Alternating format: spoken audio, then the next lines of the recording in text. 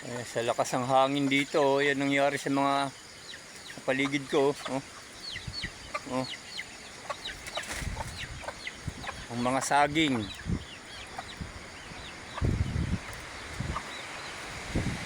Taas pa rin ang hangin hanggang ngayon. Ah.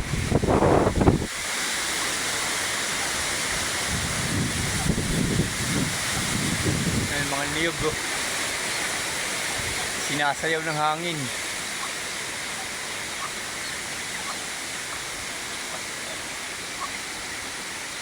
Yung mga alaga kong manok. Iba pinasok ko na kagabi. Nilipad, may yero na nilipad.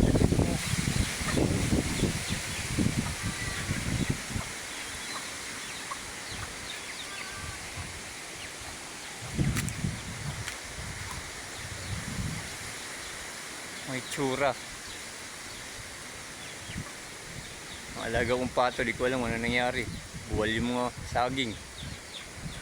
Ang dahil pala pa ng niyog. Nagkalat. Lumabas ka pa talaga, Pupo.